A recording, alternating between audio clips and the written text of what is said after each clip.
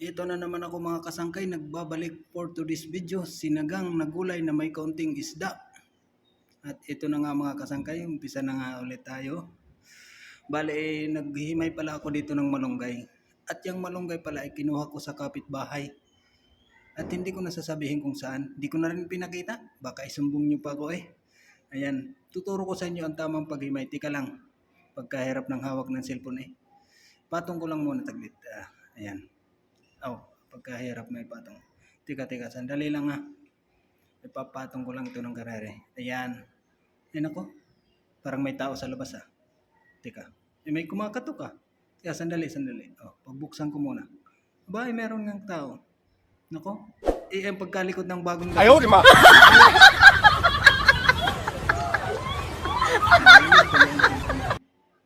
Kararating lang eh.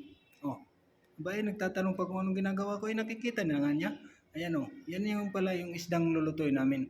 Tsaka may tanglad. At tsaka ito. Ayan. Alam mo ba gayon? Tsaka yan. Aba, sumilip pa eh. Yan. Ganyan ang tamang paghimay. Ayan Yan. Hindi ka? Yan malunggay. Pagkabilis lang ng pagkahimay tingnan mo. Ganyan lang ganare. Yan. Yan. Di ba ang bilis? Pag kayo maghihimay, ganyan lang. Simpleng-simple lang eh. Yan. Para bilis maubos. Ayan. At ganyan lang isang tangkay ubos dahil ng dahon. Sama na yung hinog. Ayan. Di ba? Pagkabilis lang At ito na nga po, ipakita ko na sa inyo ang di ba? Pagkabilis lang ay ganyan lang. Ang simpleng-simple lang ang paghihimay. Yan. Di ba? Ang bilis lang. Pakabilis lang sama na ang hinog na dahon. Yan, tingnan niyo di ba? Himay agad, ang bilis. At ito nga pala ang mga lulutuin namin. Ayan. May kumpleto sa rekado na yan. Ayan.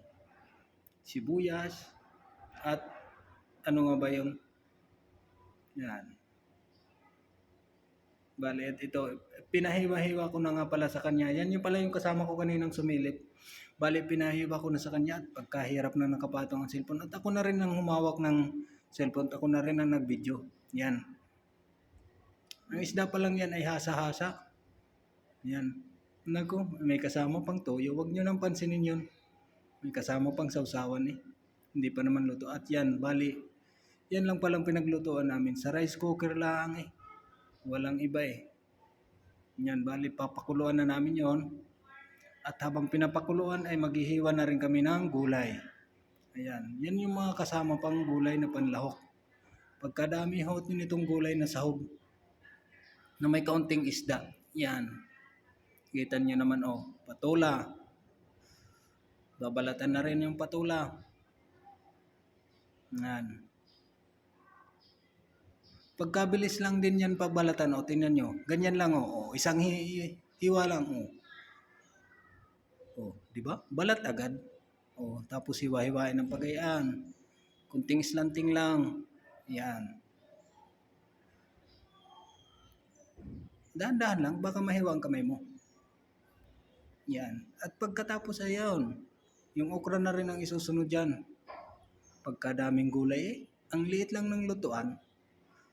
Huwag nyo nang pansinin yung kalat sa lamesa. Kat-ready na yan eh. Gutom na kami eh. Anong oras na eh. Bago lang nagluluto ng ulam.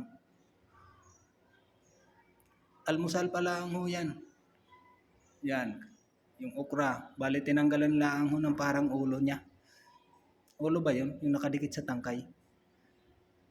Kasi yun yung matigas. Matigas yun eh. Kaya tinatanggal. Dapat talaga tatanggalin yan. Yan. At pagkatanggal na nga ay bali papakuluan na rin yan. Ayan. At di ba? Lumutang pa. Yan. Malinis muna ng konti. May tapon tong balat. Sige, tapon mo na. Pagkatapos yung malunggay na hinimay ko. maisahog na rin para mapakuluan. Ayan, puro gulay. O, di ba? Puro gulay na may kaunting isda. Pagkatapos pagkulo niyan, isasahog naman natin yung isda. Teka, ilubog muna natin, nakalotang eh. Ayan. O, di ba? Pagkadali lang mo. Parang puno ng sabaw. O, yan. Bali, yan. Pinalangoy na nga yung isda. Aba, nakaibabaw ang mga buntot. Ayan. Ganyan lang ho yan. Pasimple-simple lang ho itinutubog.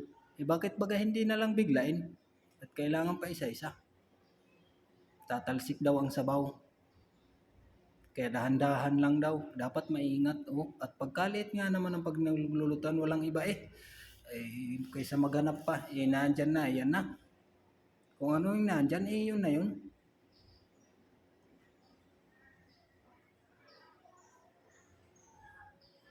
Yun. Bali, dinahan-dahan pala niya. Nilubog na yung buntot. Para maluto rin daw yung buntot. Tapos takpan, hantayin lang kumulo. At sabi niya ay marami daw sabaw, ibawasan namin at mayroon pang patulang isasahog eh. Pag naisahog yun ay punong-puno na. Ako, pagkaganyan nga naman ang lutuan, magdala na tayo sa susunod ng mas malaki-laki para mas madami-daming sabaw. Pagkasarap pa naman ang sabaw na yan. Ayan At binawasan pa talaga. Tas pagkaliit pa ng pambawas kutsara, wala ba guys sandok diyan? Para madali-dali.